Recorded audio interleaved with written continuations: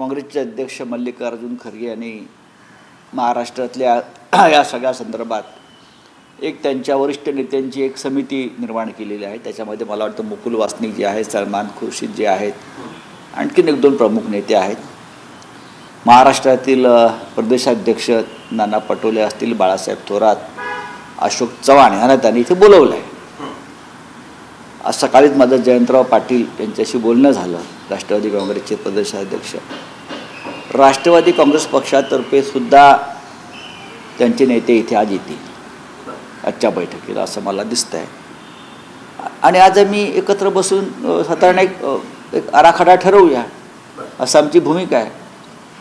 आणि जर काही त्याच्यात थोडंसं काही मतभेद निर्माण झाले तर मग शेवटच्या टप्प्यामध्ये इतर काही प्रमुख नेते म्हणजे उद्धवजी, माननीय पवारसाहेब किंवा राहुलजी, खरगे साहेब असे एकत्र बसून त्यातून तोडगा निघेल.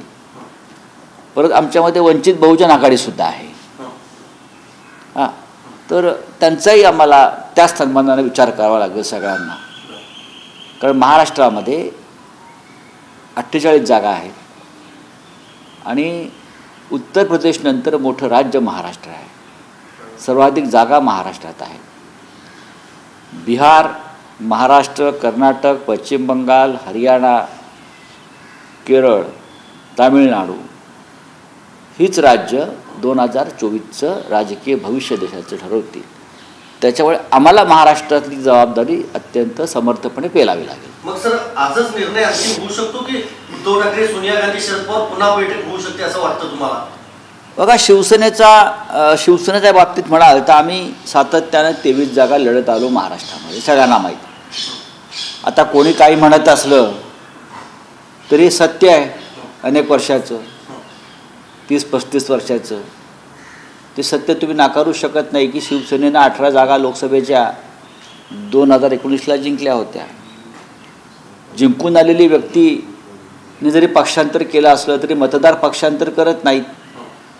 ज्याने आम्हाला लाखोंच्या संख्येनं मतदान केलेलं आहे तो एखाद्या गटात सामील होत नाही, ते मतदान शिवसेनेचं असतं. त्याच्यामुळे 18 जागा तर आमच्या पक्क्या आहेत ज्या आम्ही जिंकलो. संभाजीनगरची आमची जागा चंद्रकांत खैरे तिथे मागच्या वेळेला लढले आणि फार थोड्या मतानं त्यांचा पराभव झाला. तर 23 जागा आम्ही असं मानतो की आम्ही 23 जागांवर लढतो. त्याच्यामध्ये प्रामुख्याने मुंबई, ठाण्याच्या जागा आहेत. बरोबर आहे, मुंबई हा शिवसेनेचा कायम बालेकिल्ला राहिला. पण काही जरी असलं तरी शिवसेना, काँग्रेस आणि राष्ट्रवादी आणि वंचित बहुजन आघाडी हे एकमेकांच्या हातात हात घालून, खांद्याला खांदा लावून एकत्रपणे महाराष्ट्रातील निवडणुका लढतील. कारण आम्हाला सगळ्यांना या देशात ज्या प्रकारची राजवट सुरू आहे, हुकुमशाही, त्याहीपेक्षा भयंकर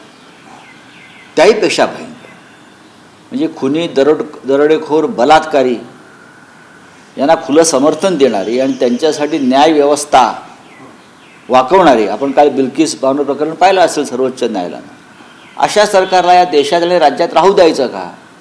हा आमचा सगळ्यांपुढला महत्त्वाचा विषय आहे आणि जनतेपुढला विषय आहे. त्याच्यामुळे समर्थ पर्याय आम्ही हा देत आहोत आणि आम्ही एकत्र लढू. पण सर, तुम्ही म्हणता की 23 जागा लढणार, प्रत्येक पक्ष दावा करतो. राष्ट्रवादीकडून देखील 11 जागेवर दावा केला गेला आहे. पण एकनाथ खडसे यांनी ज्या जागेवरती दावा केला जळगावच्या राष्ट्रवादीने, तिथं आमच्याकडे उमेदवार नाही असं एकनाथ खडसेंनी कबूल केली. बघा, दावा कशासाठी करायचा असा प्रश्न पडतो. पण हा विषय जरी आता कोणी बोलत असलं तरी प्रत्यक्ष आम्ही जेव्हा टेबलावर बसू तेव्हा त्यातून तिढा सुटेल. आम्ही कोणत्या जागांवर दावा सांगितला आहे किंवा राष्ट्रवादी कोणत्या जागा लढणार, काँग्रेस, हे आम्ही जाहीरपणे बोलणारच नाही, आम्ही बोलणारही नाही.